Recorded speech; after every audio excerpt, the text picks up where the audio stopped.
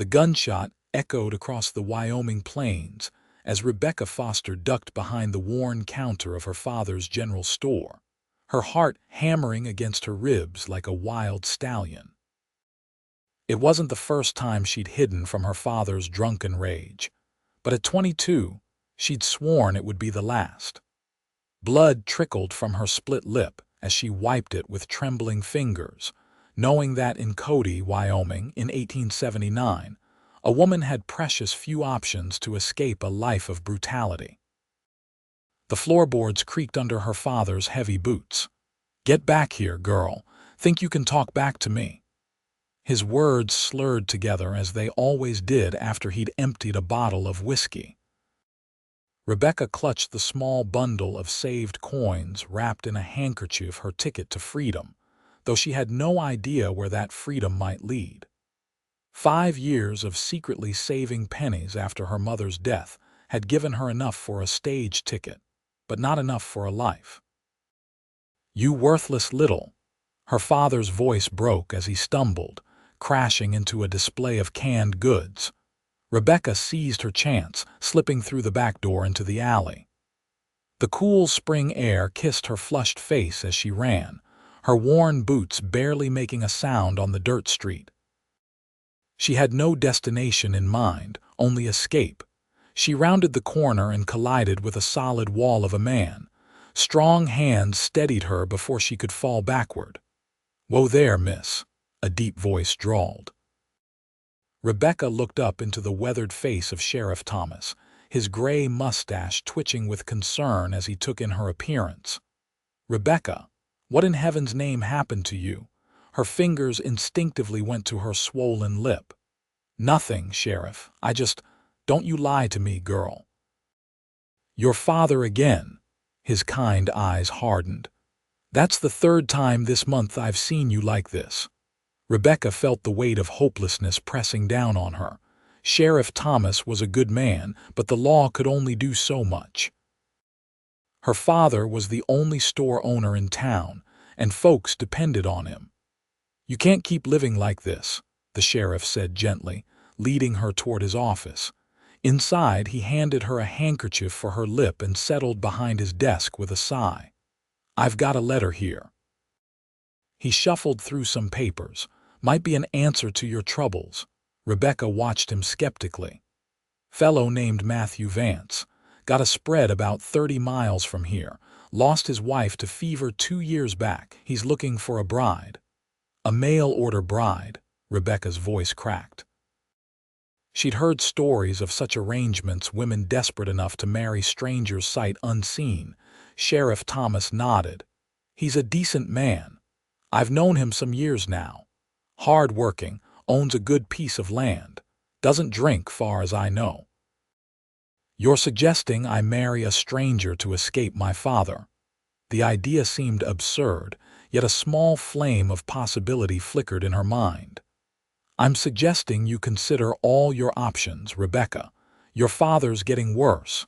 Next time it might not just be a split lip." She knew he was right. Her father had always been harsh, but since her mother's death, something had broken inside him, turning him vicious and unpredictable. "Let me write to him," Sheriff Thomas offered. "He can come to town, you can meet him proper. If you don't take to him, no harm done."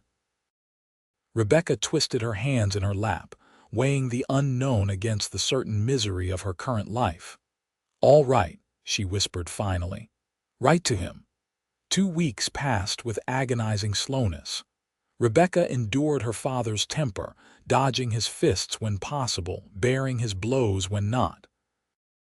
Each night, she added to her small bundle of possessions hidden beneath a loose floorboard in her room a photograph of her mother, a small book of poetry, a faded blue ribbon. When word came that Matthew Vance would arrive on Saturday's stage, Rebecca felt sick with nerves. She'd never considered herself much to look at, tall and lean with auburn hair and freckles across her nose that refused to fade with age. Her green eyes, her mother once said, were her finest feature, but Rebecca doubted a man seeking a wife would care much about that. Saturday dawned bright and clear. Rebecca wore her best dress, a faded blue calico that had once belonged to her mother, taken in at the waist and let out at the hem. She pinned her hair carefully, covering the yellowing bruise at her temple with a carefully arranged curl. The stage rolled into Cody at noon, dust billowing around the wheels as it came to a stop. Rebecca waited beside Sheriff Thomas, her stomach in knots. 3 passengers disembarked: a plump woman with 2 small children, a traveling salesman with a case of samples, and finally, a tall man in a dust-covered coat. He removed his hat, revealing dark hair streaked with silver at the temples.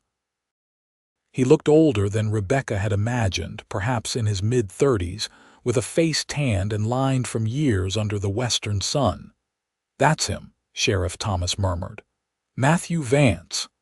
The man's eyes scanned the small crowd, settling on the sheriff. Recognition flashed across his face, and he strode toward them with confident steps. "Sheriff Thomas," he greeted, his voice deep and steady. His eyes moved to Rebecca, taking in her appearance with a thoroughness that made her cheeks warm. "This is Miss Rebecca Foster," the sheriff introduced. Matthew Vance extended a calloused hand. "Miss Foster, a pleasure." Rebecca placed her trembling fingers in his, surprised at the gentleness of his grip. "Mr. Vance, Matt, please." A slight smile curved his lips, revealing a dimple in his left cheek that softened his otherwise solemn expression. They took their meal at the hotel restaurant, the sheriff joining them as chaperone. Rebecca picked at her food, too nervous to eat, while Matthew asked polite questions about her life in Cody, carefully avoiding any mention of her father or the circumstances that had led her to consider his offer. "My ranch isn't much compared to some," he explained. 300 acres, good water. I run about 100 head of cattle. The house is solid 2 bedrooms, a proper kitchen. I built it myself when I came west in '68. Rebecca nodded, trying to picture this life so different from the cramped rooms above the general store where she'd spent her entire existence. "It's lonely work," he continued, his deep voice dropping lower. "A man needs companionship, a woman's touch about the place." His eyes met hers. "I'm not looking for a servant, Miss Foster. I'm looking for a partner." "And what would you expect of this?" "Partner." Rebecca found her voice at last. A shadow passed over his face. "Loyalty, honesty. I'd expect you to keep house, help with the garden. I'd provide for you, protect you. You'd want for nothing I could give. And if it doesn't suit me, if I find I can't." She couldn't finish the thought. "Then I'd bring you back to town," he said simply. "I'm not in the business of keeping anyone against their will." Sheriff Thomas cleared his throat. "Matt's a man of his word, Rebecca." After dinner, Matthew walked her to the edge of town, maintaining a respectable distance. The spring air had cooled and stars were beginning to appear in the darkening sky. "I know this isn't ideal," he said finally. "Marrying a stranger." Rebecca looked up at him, studying his profile. There was kindness in his weathered face and something else, a sadness, perhaps, that matched her own. "My life here isn't ideal either, Mr. Vance," he nodded, understanding more than she'd said. "I saw the bruise you tried to hide." His voice was gentle, not accusing. "Your father—" Rebecca looked away, shame washing over her though she'd done nothing wrong. "I won't ever raise a hand to you," he promised. "No matter what." The words hung between them, a covenant more binding than any marriage vow could be. "When would you want to marry?" she asked, her decision already made though she hardly dared admit it to herself. "I'd need 3 days to prepare things at the ranch. Would Thursday suit?" Thursday. 4 days to change her entire life. "Yes," she whispered. "Thursday would suit." They parted ways at the edge of town, Matthew returning to the hotel, Rebecca to the store. Her father was passed out behind the counter when she entered, an empty bottle beside him. She slipped past him up to her room, where she sat on her narrow bed and tried to imagine being Matthew Vance's wife. The thought terrified her, yet the alternative terrified her more. The next morning she told her father she was leaving. His rage was immediate and violent. He smashed bottles, overturned displays, called her terrible names. When his hand connected with her face, sending her sprawling, Sheriff Thomas appeared in the doorway, drawn by the commotion. "That's enough, Foster," he barked, hand on his pistol. "She's my daughter. She'll do as I say." Her father's face was mottled with fury. "She's a grown woman making her choice," the sheriff countered. "And if you lay another hand on her, you'll answer to me." Rebecca gathered her meager belongings while the sheriff kept watch. Her father's curses followed her out the door, promises of retribution that chilled her blood despite the morning sun. "You can stay at the hotel until Thursday," Sheriff Thomas offered. "I'll arrange it." The next 3 days passed in a blur. Rebecca purchased fabric for a new dress with some of her saved money, and the hotel owner's wife helped her sew it a simple blue gown with a white lace collar, the nicest thing she'd ever owned. On Thursday morning, she dressed with shaking hands. The bruise on her cheekbone had faded to a dull yellow, and her split lip had nearly healed. She arranged her hair carefully, securing it with her mother's tortoiseshell combs. The ceremony was brief, held in the sheriff's office with the hotel owner and his wife as witnesses. Matthew wore a clean black suit, his dark hair slicked back. He placed a simple gold band on her finger, his hand steady while hers trembled. "I, Matthew James Vance, take thee, Rebecca Ann Foster, to be my lawfully wedded wife." His voice was clear and strong, filling the small room with a certainty Rebecca couldn't share but desperately wished to believe. When it was done, when she was Rebecca Vance instead of Rebecca Foster, they loaded her trunk onto his wagon. The town of Cody fell away behind them as they headed west, toward the mountains that had always marked the boundary of Rebecca's world. They traveled in silence for the first hour, the only sounds the creak of the wagon and the steady clop of the horses' hooves. Rebecca watched the landscape change, the flat plains giving way to rolling hills dotted with sage and juniper. "You all right?" Matthew asked finally, glancing her way. "Yes," she lied, clutching the edge of the wagon seat. A ghost of a smile crossed his face.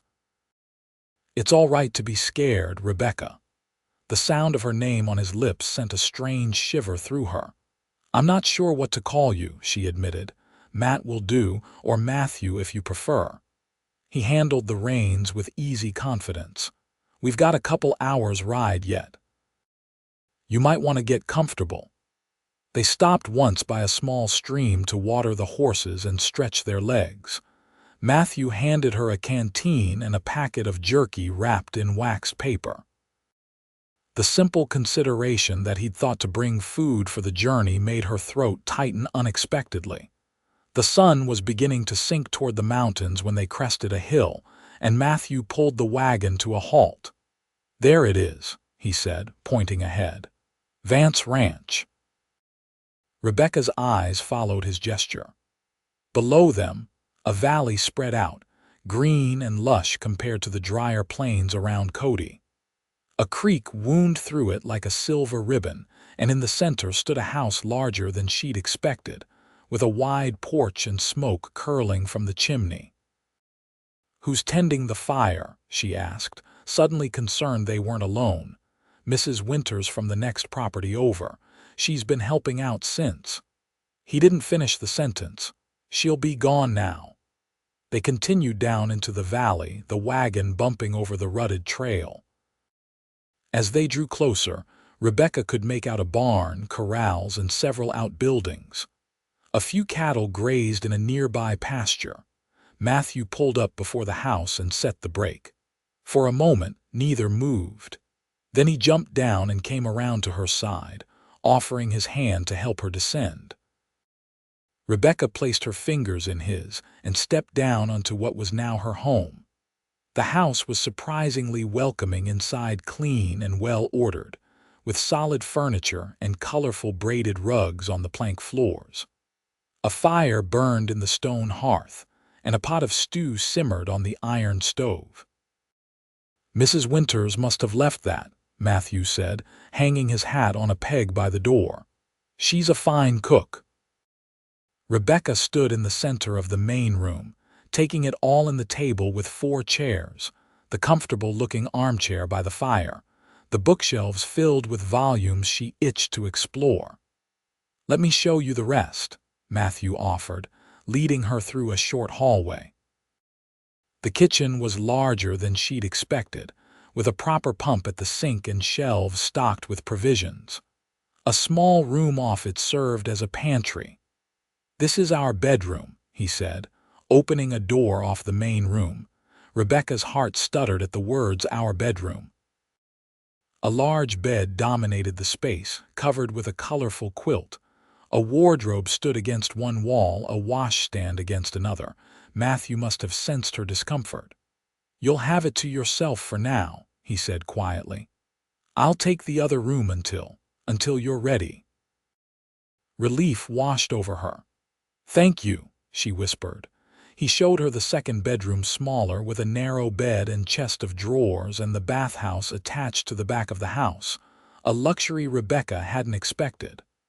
"I'll bring in your trunk," he said when the tour was complete. "You must be tired from the journey." Left alone, Rebecca sank onto the edge of the bed, her bed in her room in her house. The enormity of what she'd done crashed over her. She'd married a stranger to escape her father's cruelty, trading one unknown for another. What if Matthew Vance's kindness was merely a mask? What if, alone on this isolated ranch, he revealed a nature as cruel as her father's? There would be no sheriff to intervene, no hotel to shelter her. When Matthew returned with her trunk, she had composed herself, though her hand still trembled slightly. "I thought we might have supper," he said, standing awkwardly in the doorway. "The stew smells ready." They ate at the kitchen table, the silence broken only by the clink of spoons against bowls. The stew was indeed excellent, rich with beef and vegetables. "Mrs. Winters left bread too," Matthew said, passing her a cloth-covered basket. "She seems very kind to do all this." "She is.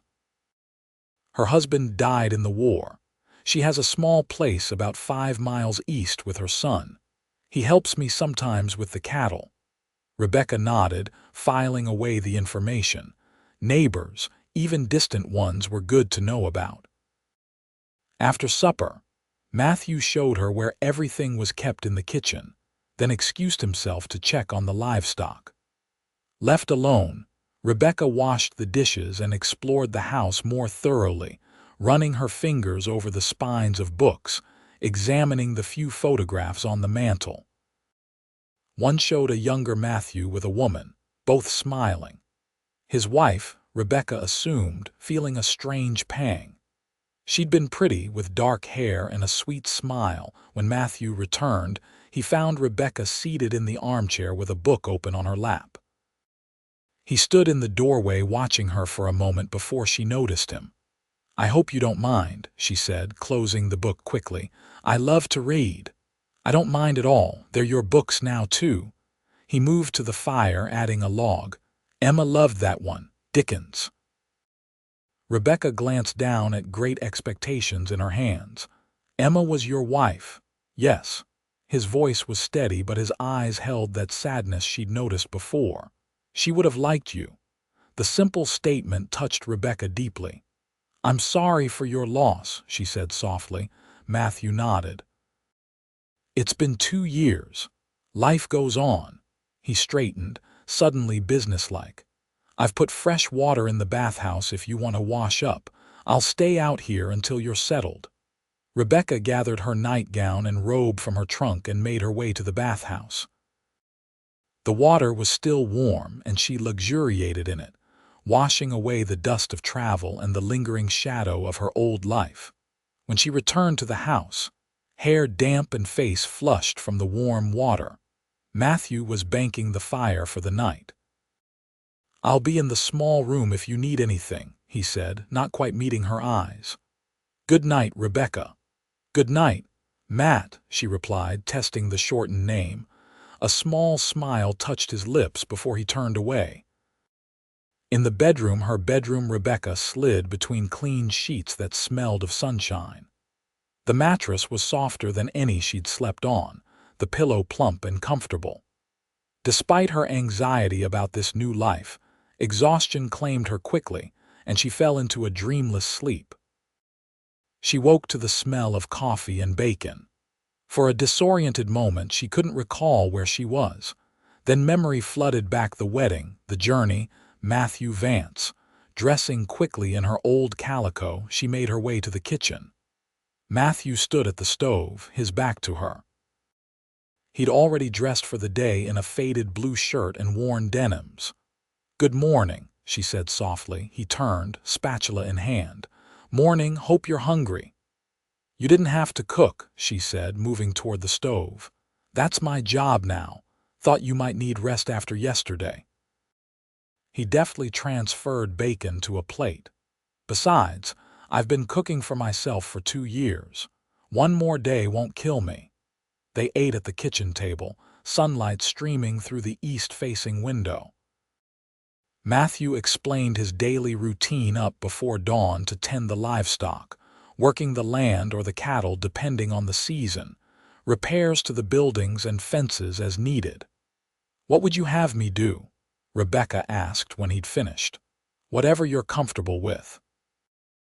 The house is yours to run as you see fit. There's a garden out back that needs tending. Emma always grew vegetables and such. I've kept it going best I could, but I don't have her touch with growing things." After breakfast, Matthew showed her the garden, a good-sized plot behind the house with rows of early spring vegetables pushing through the soil. A small orchard of apple trees stood beyond it, their branches covered in pink-white blossoms. "It's beautiful," Rebecca breathed, already imagining what she might plant in the empty spaces. "Garden tools are in the shed there," Matthew pointed. "Seeds too, though they might be old. We can get new ones next time we go to town." "We." The word struck Rebecca oddly. She wasn't accustomed to being part of a we. As the days passed, Rebecca settled into life at the ranch. She learned the rhythms of the place: when Matthew left in the morning and returned for the midday meal, which chickens laid the most eggs, how to work the temperamental pump when it stuck. Matthew kept his distance, never entering her bedroom, speaking to her with unfailing politeness. He answered her questions about the ranch patiently, seemed pleased with the meals she prepared, and thanked her when she mended his shirts. A week after her arrival, Rebecca was in the garden when a wagon appeared on the road to the ranch. She straightened, shading her eyes against the sun. A woman drove the wagon, a young man beside her. "Mrs. Winters," Matthew called from the barn where he'd been repairing a stall. "And young Daniel." Rebecca wiped her hands on her apron and went to greet their visitors. Mrs. Winters was a stout woman in her 50s with iron-gray hair and sharp blue eyes that missed nothing. She looked Rebecca up and down with frank assessment. "So you're Matt's new bride," she said, extending a work-roughened hand. "Sarah Winters. This is my son, Daniel." Daniel, a gangly youth of perhaps 18, nodded shyly, his eyes darting to Rebecca's face and then away. "Rebecca Vance," she replied, the name still unfamiliar on her tongue. "It's a pleasure to meet you. Thank you for the stew and bread you left. It was delicious." Mrs. Winters's stern expression softened slightly. "Least I could do. Brought you some preserves today, peach and blackberry, and some of my sourdough starter if you've a mind to bake." "That's very kind," Rebecca said, genuinely touched by the gesture. "Thought you might want company too. Ranch life can be lonely for a woman." Matthew appeared beside them.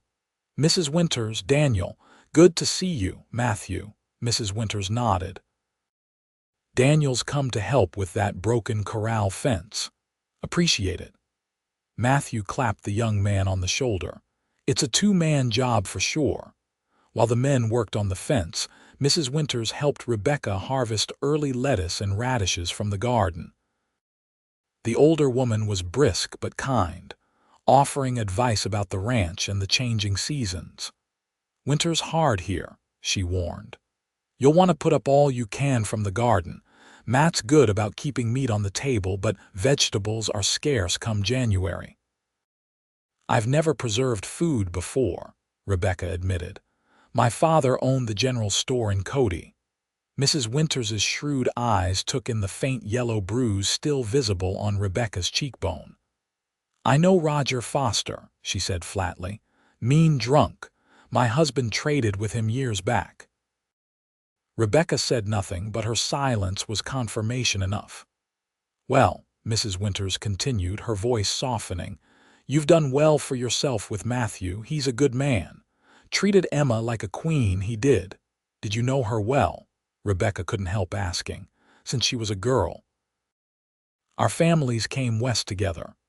Mrs. Winters's eyes grew distant. "The fever took her so fast, 3 days from first cough to last breath, nearly destroyed Matthew." Rebecca glanced toward the corral where Matthew worked alongside Daniel, his movements efficient and strong. "He doesn't speak of her often," she said quietly. "He wouldn't. Keeps things close, does Matthew, but he's grieved proper and now he's moving forward." Mrs. Winters fixed Rebecca with a direct look. "He wouldn't have married again if he wasn't ready." They shared the midday meal together, a simple affair of cold chicken, bread, and the fresh vegetables from the garden. Afterward, Mrs. Winters showed Rebecca how to start the sourdough and promised to return in a week to teach her about preserving. As the wagon disappeared down the road, Matthew stood beside Rebecca in the yard. "She likes you," he said, sounding slightly surprised. "How can you tell?" A small smile curved his lips. "She gave you her sourdough starter. Wouldn't part with that for just anyone." That night, Rebecca baked her first loaf of sourdough bread. The result wasn't perfect, the crust a bit too dark, the inside a touch too dense, but Matthew declared it excellent, eating 2 thick slices with his supper. As April melted into May, the days grew warmer. Rebecca's garden flourished under her care, producing more than the two of them could eat. Following Mrs. Winters's instructions, she began preserving. The bounty jars of pickled vegetables lined the pantry shelves, and bunches of herbs hung drying from the rafters. Matthew brought her wildflowers sometimes, casually presenting them as though he'd gathered them by accident on his way home. Rebecca placed them in a blue glass vase on the kitchen table, smiling at the splash of color they added to the room. They developed a comfortable routine. Rebecca rose early to prepare breakfast and pack a midday meal for Matthew if he was working far from the house. He returned in the late afternoon, washing up in the bathhouse before supper.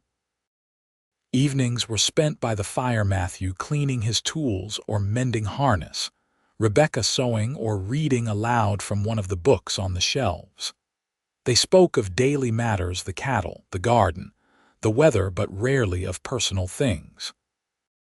Rebecca knew little more of Matthew's past than she had the day they wed, and she shared little of her own. Yet there was a growing ease between them, a companionable silence that felt nothing like the tense quiet of her father's house. Matthew never raised his voice to her, never criticized her efforts, never made her feel less than welcome in his home. Their home, she corrected herself. For it was becoming hers too, this place where she hung curtains she'd sewn and arranged wildflowers in vases, where she knew which floorboard creaked and which window stuck in damp weather. On a warm evening in late May, they sat on the porch after supper, watching the sunset paint the western sky in shades of gold and crimson. A gentle breeze carried the scent of sage and the distant sound of lowing cattle. "I've been thinking," Matthew said, breaking a comfortable silence. "We should go to town soon. Get supplies for summer, maybe some things for the house you might want." Rebecca nodded, though the thought of returning to Cody filled her with apprehension. "I'd like that." Matthew seemed to read her thoughts. "Your father won't bother you, I won't let him." The simple promise warmed her. "I know." He studied her profile in the fading light. "You're different from when you came, stronger." "Am I?" She hadn't thought about it, but perhaps he was right. The constant fear that had been her companion in Cody had receded here, replaced by a growing confidence in her abilities and her place. "You smile more," he said. "Suits you." The compliment, understated as it was, brought heat to her cheeks. "Thank you for bringing me here," she said quietly. "For giving me this chance." Matthew's hand moved across the space between their chairs, covering hers briefly. "Thank you for coming." The touch was fleeting, but it left her skin tingling long after he'd withdrawn his hand. The next morning dawned clear and hot, promising a scorcher of a day. Rebecca rose early to bake, before the heat became unbearable, putting 2 loaves of bread in the oven while the kitchen was still relatively cool. Matthew had already left to move cattle to a higher pasture where the grass remained green. He'd warned her he might be late returning, so Rebecca planned a cold supper that could wait. By midday, the heat was oppressive. Rebecca retreated to the relative coolness of the house, windows open to catch any passing breeze. She worked on mending Matthew's shirts, then read for a while before the warmth made her drowsy. A noise from outside roused her, the sound of a horse approaching at speed. Curious, she went to the door. Matthew rarely galloped near the house. It wasn't Matthew. A stranger dismounted from a lathered horse, a man she didn't recognize with a week's growth of beard and bloodshot eyes. "Hello there, missus," he called, his voice carrying a slurred edge that raised the hairs on Rebecca's arms. "Your man about?" "He's working with the cattle," she answered, not opening the screen door. "Won't be back till evening." The man squinted at her, swaying slightly. "You'd be the new wife then, Foster's girl." Rebecca's heart jumped. "Do I know you, sir?" he chuckled, a sound with no humor in it. "Nah. But your pa does. Owes me money, he does." He took a step toward the porch. "Thought maybe you might square the debt, seeing as your family." Rebecca's mouth went dry. "I have no dealings with my father's business. If he owes you money, you should speak with him." "See now, that's not friendly." Another step closer. "Your pa said you might not be cooperative, said you turned cold after marrying." He grinned, revealing tobacco-stained teeth. "But he told me where to find you, said I could persuade you." Fear clenched Rebecca's stomach. Her father had sent this man, to what end? Surely not just for money. The man was on the porch now. "Pretty little thing, aren't you? Can see why Vance snatched you up." Rebecca backed away from the door, mind racing. Matthew kept a rifle by the door, but she'd never fired a gun in her life. The kitchen knives were too far away. "I think you should leave," she said, her voice steadier than she felt. "My husband won't take kindly to finding you here. He won't be back for hours, by your own telling."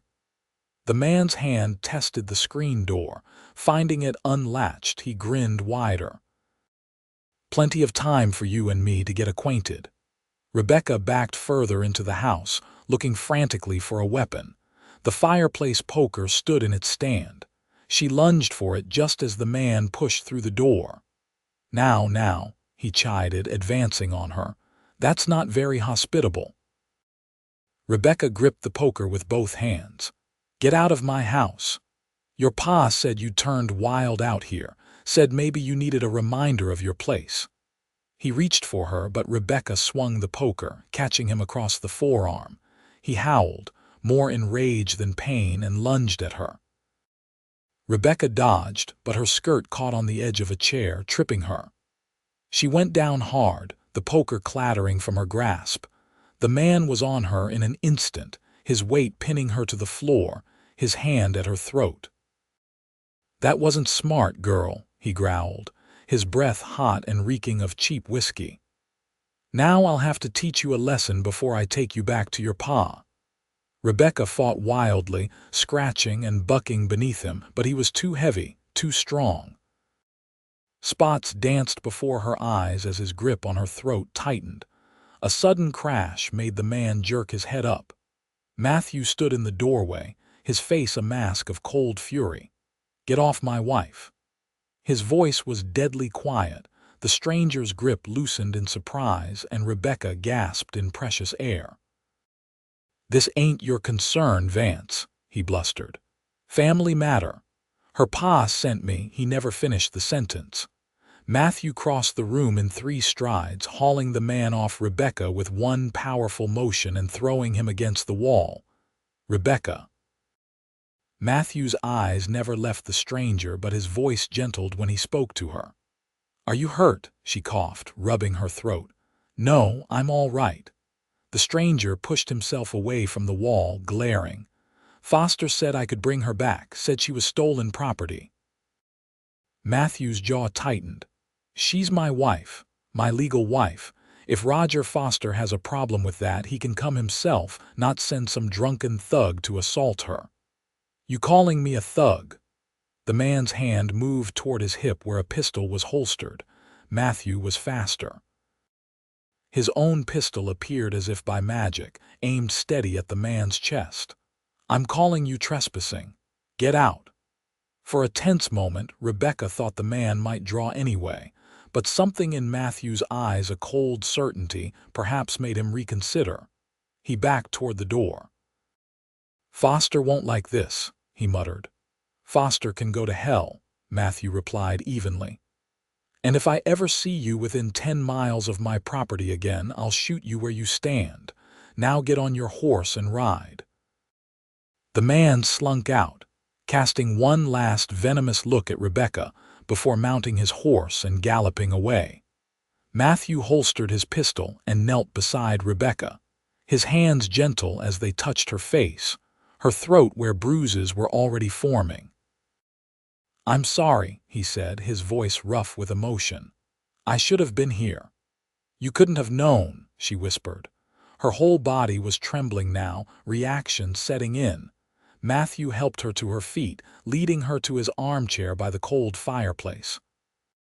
He disappeared briefly, returning with a glass of whiskey. "Drink this," he urged. "Just a sip. It'll help with the shock." Rebecca took a small swallow, the liquor burning a path to her stomach. "He said my father sent him to bring me back." Matthew's expression darkened. "I believe it. Foster struck me as the type to hold a grudge." He knelt before her, taking her hands in his. "Rebecca, listen to me. You're safe here. I won't let anyone hurt you, least of all your father or his cronies." Tears filled her eyes suddenly, spilling down her cheeks. "I was so frightened." "I know." "But you fought." Pride filled his voice. "You fought him off until help came." Rebecca hadn't thought of it that way. She had fought, not cowered as she might have once done. Matthew's thumb wiped away a tear from her cheek. "You're stronger than you know." The tenderness in his touch undid her. Rebecca leaned forward, burying her face against his shoulder as sobs racked her body. Matthew's arms came around her, holding her gently, one hand stroking her hair. "It's all right," he murmured. "You're safe now. I've got you." When her tears subsided, Rebecca became aware of their position, her practically in his lap, his arms around her, her face pressed to his neck where she could feel his pulse beating steady and strong. She pulled back slightly, embarrassed. "I'm sorry. I've soaked your shirt." Matthew didn't release her. "It'll dry," he said softly. His eyes searched her face, lingering on her mouth before meeting her gaze again. "Rebecca."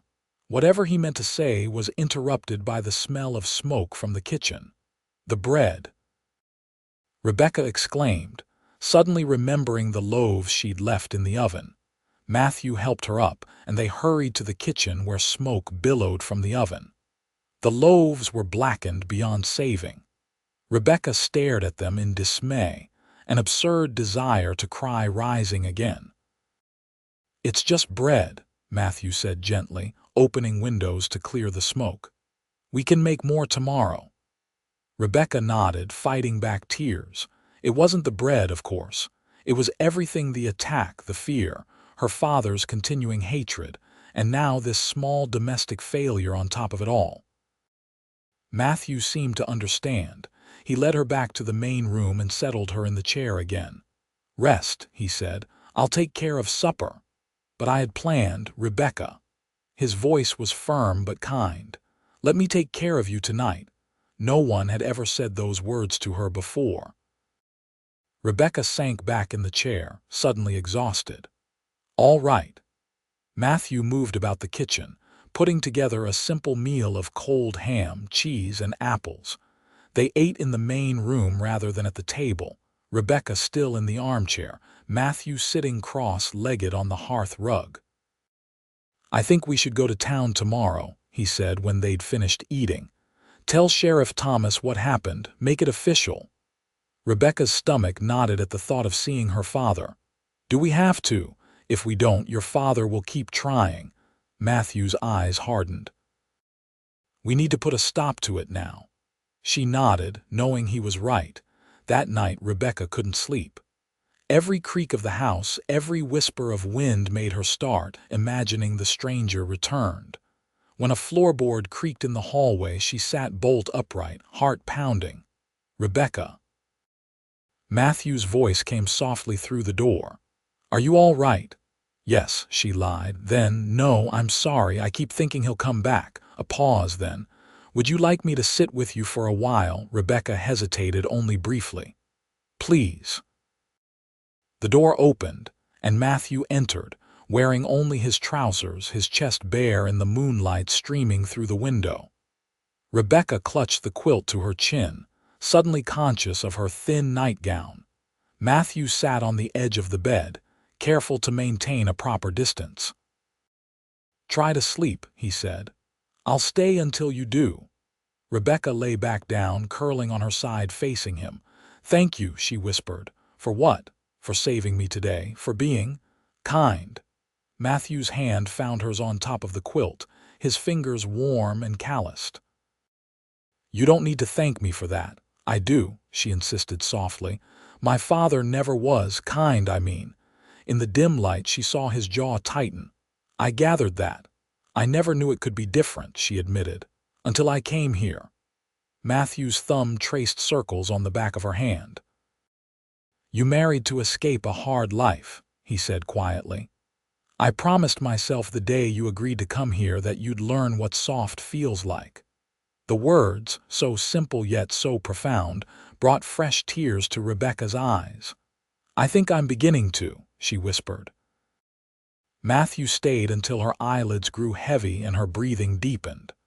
The last thing she remembered before drifting to sleep was the gentle pressure of his lips against her forehead and his whispered, "Sleep well, Rebecca." The journey to town the next day was tense. Rebecca wore her best dress, her hair pinned neatly beneath her bonnet, determined to present a dignified appearance. Matthew was silent beside her, his face set in grim lines. Sheriff Thomas listened gravely to their account of the previous day's events. "I know the man," he confirmed. "Jim Hawkins. Works odd jobs for your father sometimes, Rebecca. Nasty piece of work." "Will you arrest him?" Matthew asked. "I can for trespassing and assault. Your father's trickier." The sheriff sighed. "Unless he explicitly told Hawkins to harm Rebecca, it's his word against Hawkins." "What about sending him to abduct me?" Rebecca asked. "That's more serious. If we can prove it." Sheriff Thomas scratched his chin. "I'll have a talk with your father, Rebecca.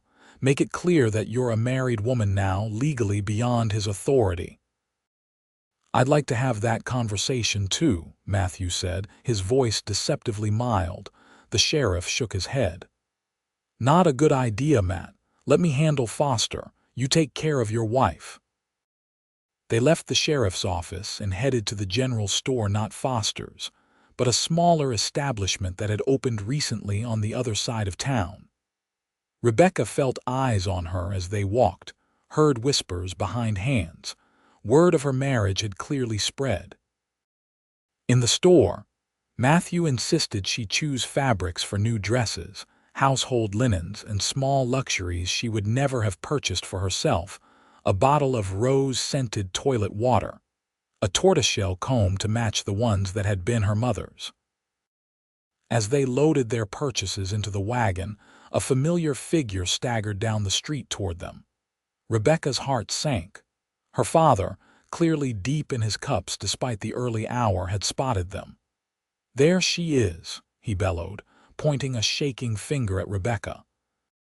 "The ungrateful little—" "Not another word, Foster," Matthew interrupted, stepping between Rebecca and her father. "Not if you want to keep your teeth." Roger Foster swayed, his bloodshot eyes narrowing. "So it's true. My daughter spreading her legs for a dirt farmer." Matthew moved so quickly Rebecca barely saw it.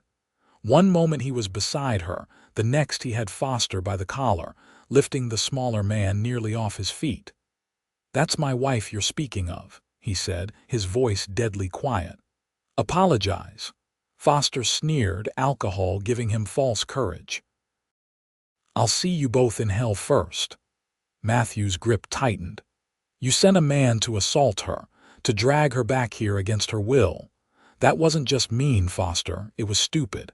Because now I have cause to kill you if you ever come near her again." A crowd had gathered, watching the confrontation with avid interest. Sheriff Thomas pushed through, hand on his pistol. "That's enough," he barked. "Matt, let him go." Matthew released Foster, who stumbled backward. "Keep him away from my wife, Sheriff," he warned. "Or I won't be responsible for what happens." The sheriff nodded grimly. "Foster, you're coming with me. We need to have a conversation about sending men to harass married women." He gripped Foster's arm. "The rest of you, show's over. Get back to your business." As the sheriff led her father away, Rebecca released a breath she hadn't realized she was holding. "That wasn't how I imagined our trip to town," she said shakily. Matthew's hand came to rest at the small of her back, a warm, steadying presence. "I'm sorry you had to see that." "I'm not," she said, surprising herself with the realization. "I needed to see someone stand up to him. I spent my whole life afraid of him, Matthew. Seeing him now, he looks smaller somehow." Matthew studied her face. "You're remarkable, Rebecca Vance. Do you know that?" The pride in his voice made her stand taller. "Let's go home," she said softly. The word home hung between them, taking on new meaning. It wasn't just a place anymore, but a feeling of safety, of belonging, of being valued. On the journey back to the ranch, Rebecca found herself stealing glances at Matthew's profile. The stern set of his jaw had softened, but she could still see tension in the line of his shoulders. "Are you angry?" she asked. "About what my father said?" Matthew's hands tightened on the reins momentarily. "I'm angry that he hurt you for years. I'm angry that he tried to hurt you again yesterday." He glanced at her. "But no, I'm not angry at you if that's what you're asking." Relief washed through her. "I was afraid you might regret all this. Marrying me, the trouble it's caused." Matthew pulled the wagon to a halt in the middle of the empty road. He turned to face her fully, his expression serious. "Rebecca, listen to me. I don't regret one moment since you came to the ranch. Not one." The intensity in his gaze made her breath catch. "Even yesterday, especially yesterday," he said, his voice dropping lower. "Because yesterday I realized something." "What?" she whispered. "That the thought of losing you terrifies me." His hand came up to cup her cheek gently. "When I saw that man hurting you, I would have killed him if necessary. Not just because you're under my protection, but because you've become important to me." Rebecca's heart hammered against her ribs. "Matthew." He leaned closer, his breath warm against her face. "May I kiss you, Rebecca?" "I've wanted to for weeks now, but I promised myself I'd wait until you were ready." In answer, Rebecca closed the distance between them, pressing her lips to his in a shy, inexperienced kiss. Matthew made a soft sound in the back of his throat, his hand sliding to the nape of her neck, holding her gently as he deepened the kiss. His lips were warm and surprisingly soft against hers, coaxing rather than demanding. When they finally broke apart, Rebecca was breathless, her cheeks flushed. Matthew looked equally affected, his eyes dark with emotion. "We should get home," he said, his voice rougher than usual, "before we scandalize anyone who might pass by." Rebecca couldn't help the small laugh that escaped her. "Yes, we should." The rest of the journey passed in a charged silence, both of them acutely aware of the shift in their relationship. When they reached the ranch, Matthew helped her down from the wagon, his hands lingering at her waist. "I'll put the horses up," he said. "Why don't you go inside and rest?" "It's been a difficult day." Rebecca nodded, though rest was the furthest thing from her mind. Inside the house, she removed her bonnet and gloves, smoothing her hair with trembling fingers. Her lips still tingled from Matthew's kiss, and a warm, unfamiliar sensation curled in her stomach when she thought of the way he'd looked at her afterward. When Matthew entered the house some time later, he found Rebecca in the kitchen, preparing supper as if it were any ordinary day. But there was a new awareness between them, a current that made the air seem charged with possibility. They ate by candlelight, though it wasn't their usual custom. Conversation flowed more easily than it ever had, as if the kiss had broken down some final barrier between them. Matthew told stories of his early days on the ranch, and Rebecca shared happier memories of her mother. After the meal, they sat on the porch watching the first stars appear in the darkening sky. Matthew's arm rested along the back of Rebecca's chair, not quite touching her but close enough that she could feel the warmth of him. "I meant what I said earlier," he said finally, breaking a comfortable silence. "About you being important to me." Rebecca turned to look at him, finding his eyes already on her face. "You've become important to me too," she admitted softly. "When I agreed to marry you, I hoped for safety, for kindness. I never expected." She hesitated, searching for the right words. "What?" he prompted gently. "To feel this way," she whispered. "Like I belong here, like I belong with you." Matthew's hand moved to cradle her face, his touch reverent. "You do belong here, with me." He leaned forward, resting his forehead against hers. "Rebecca, I know our marriage began as an arrangement, but it's become something more to me. Much more. For me too," she confessed. His thumb traced the curve of her lower lip. "I won't rush you, we have all the time in the world." Rebecca covered his hand with hers. "I'm not afraid," she said. And it was true. For the first time in her life, she felt completely safe, completely cherished. Matthew's kiss was deeper this time, more certain. Rebecca responded eagerly, her arms twining around his neck, drawing him closer. When they broke apart, both breathing heavily, Matthew stood and offered his hand. "Come to bed," he said simply. "To our bed."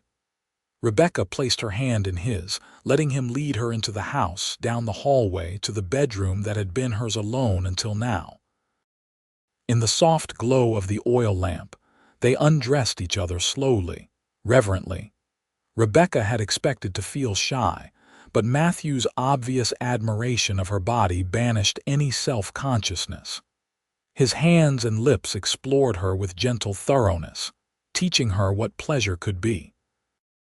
When they finally joined together, the initial discomfort gave way to sensations Rebecca had never imagined possible.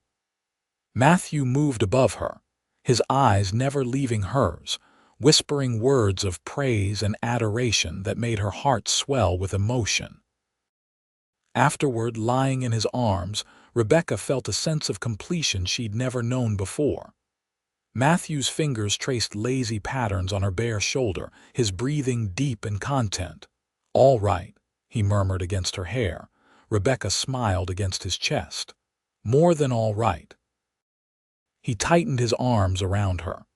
"I love you, Rebecca Vance. I think I have since the moment you stood up to your father in the sheriff's office, determined to make a new life for yourself." The words, so unexpected and yet so right, brought tears to Rebecca's eyes. "I love you too," she whispered. "I didn't know what that meant until now, until you." Matthew kissed her forehead, her eyelids, her lips. "Sleep now," he said softly. "Tomorrow is a new day, the first of many." Summer passed in a golden haze of happiness.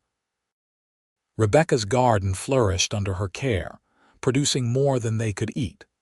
She learned to preserve the bounty, filling the pantry with jars of vegetables, fruits, and jams for the winter ahead.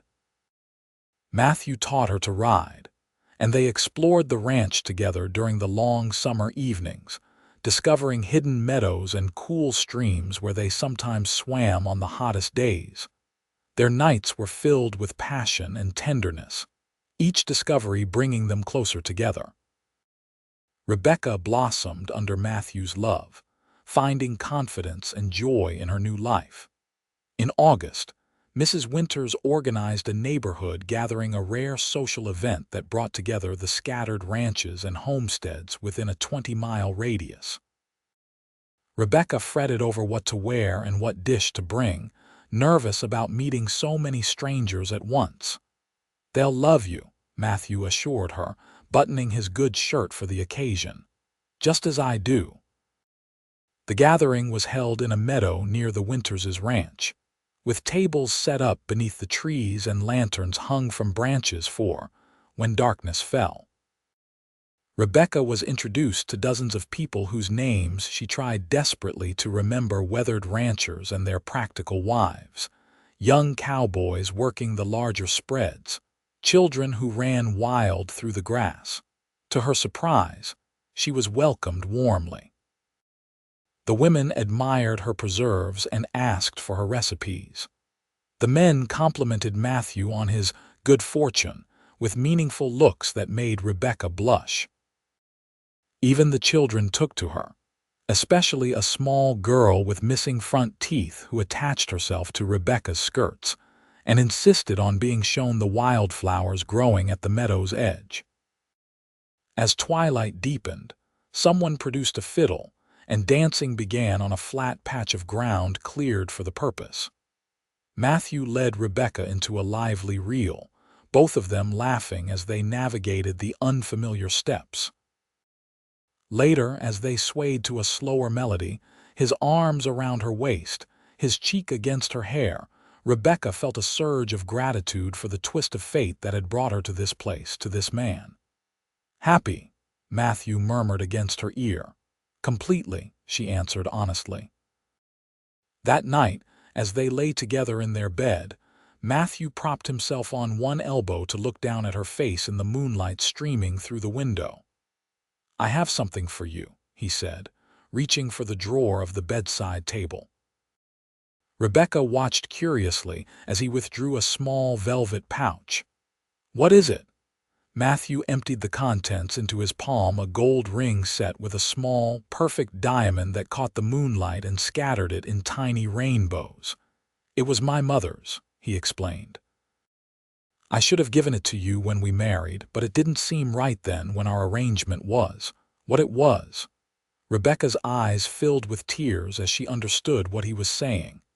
"And now I want you to have it as a symbol of a real marriage, a true marriage." He took her hand, sliding the ring onto her finger alongside the plain gold band she already wore. "Rebecca Vance, will you be my wife in every sense of the word, not because you needed escape, but because we love each other?"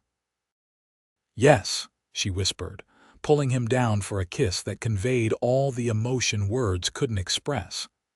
"Yes, with all my heart." The first snow fell in early November, transforming the ranch into a wonderland of white.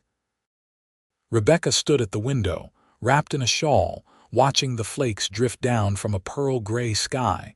Matthew came up behind her, sliding his arms around her waist, his chin resting on her shoulder. "Beautiful, isn't it?" he murmured. "Mm." Rebecca leaned back against him, enjoying his warmth. but a bit frightening too, so isolated. We have everything we need, he assured her.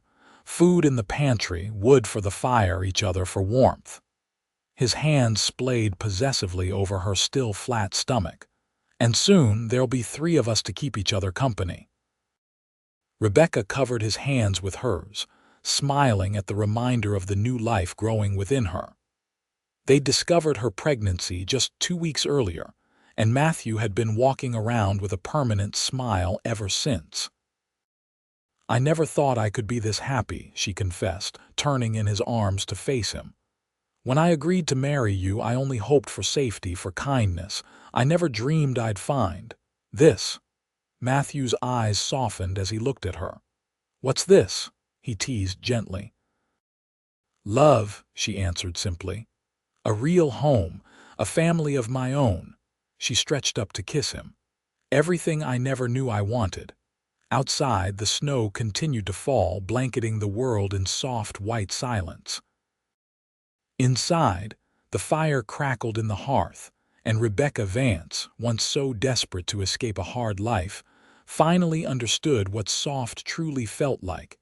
It felt like home, like love, like the gentle curve of her husband's smile when he looked at her across a room, like the strong arms that held her through the night, like the tiny flutter of new life beneath her heart. It felt, she thought as Matthew's lips found hers in a tender kiss, exactly like this moment and all the moments yet to come. 5 years later, Rebecca sat on the porch swing, watching her 4-year-old son Thomas chase fireflies in the twilight. His delighted laughter carried across the yard as he cupped his hands around the glowing insects before releasing them back into the gathering darkness. "Not too far, Thomas," she called. "Supper will be ready soon." "Yes, Mama," he replied, though his attention remained fixed on the dancing lights. The sound of hoofbeats made Rebecca turn toward the road. Matthew appeared over the rise, their 2-year-old daughter Emma perched before him on the saddle, her copper curls catching the last rays of sunlight. Matthew had taken her along to check the nearest pasture, a special treat for their little girl, who already showed signs of being as horse-mad as her father. Rebecca's heart swelled as she watched them approach. Emma was chattering excitedly, her small hands gesturing as she recounted some grand adventure to her patient father. Matthew's smile was tender as he listened, occasionally nodding or responding to her babbling with perfect seriousness. Thomas spotted them and abandoned his firefly hunt, racing toward the horse with arms outstretched. "Papa, Emmy, did you see cowboys?" Matthew swung down from the saddle, bringing Emma with him. "No cowboys today, partner, just cows. Very boring cows who didn't do anything exciting at all."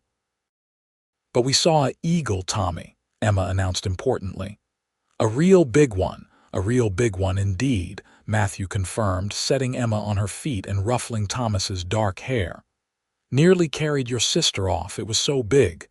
Emma nodded solemnly. "Papa saved me." Rebecca smiled at the tall tale, so typical of their bedtime stories.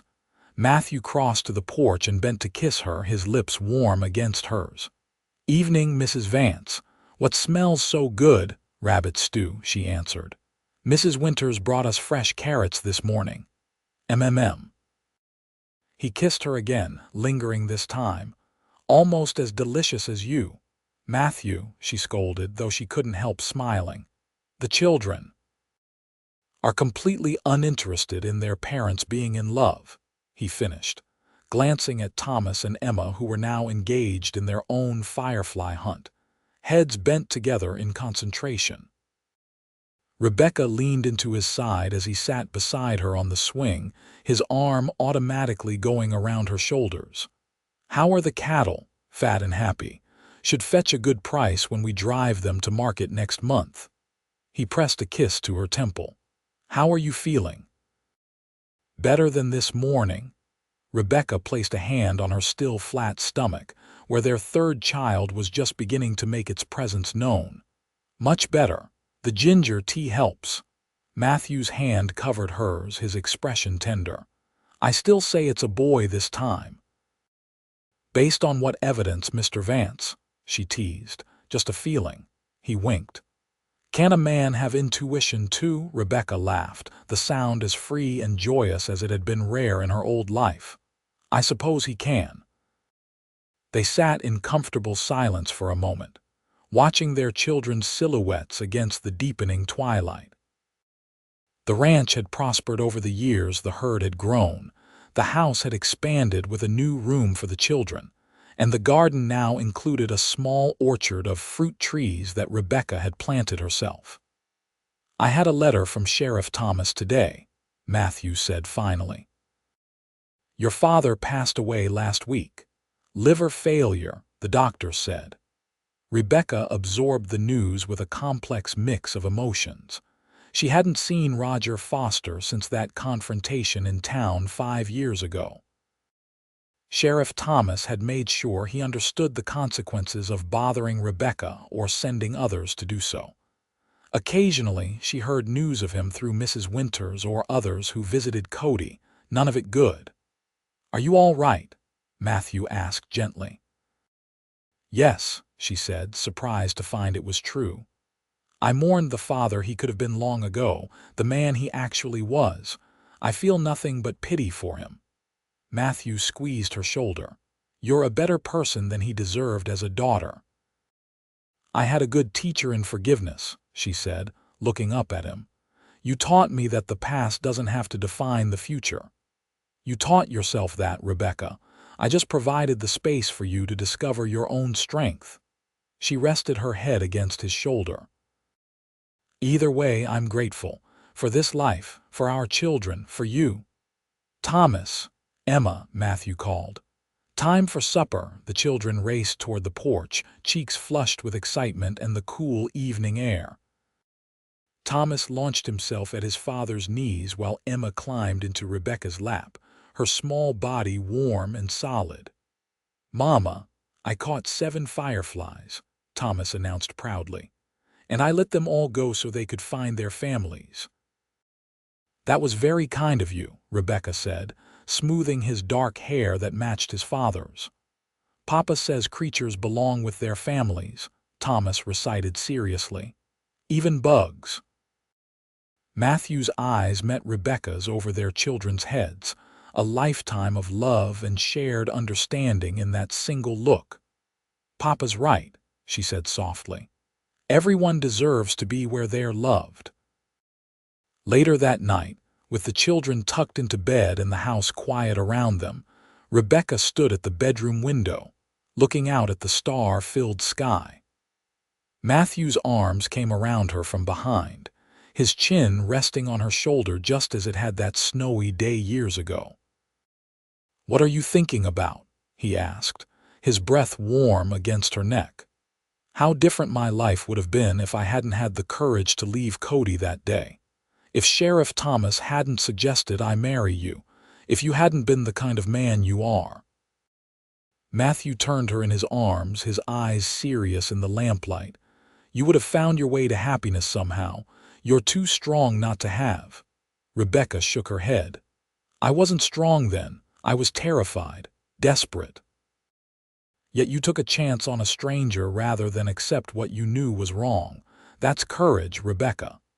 His hand came up to cup her cheek. "That's strength."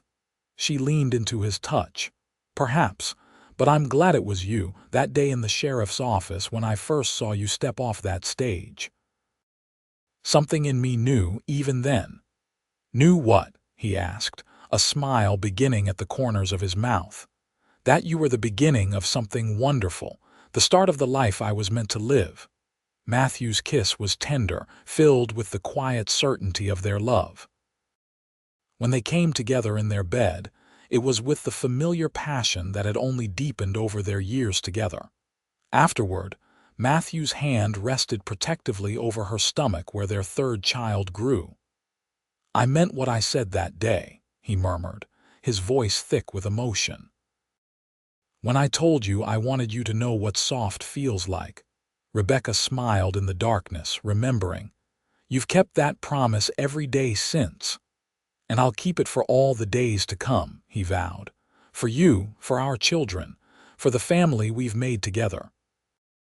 As sleep claimed her, Rebecca's last conscious thought was of gratitude for the hard life that had driven her to seek escape, for the courage she'd found to reach for something better, and most of all, for the man whose love had shown her that life could indeed be soft, tender, and beautiful beyond her wildest dreams.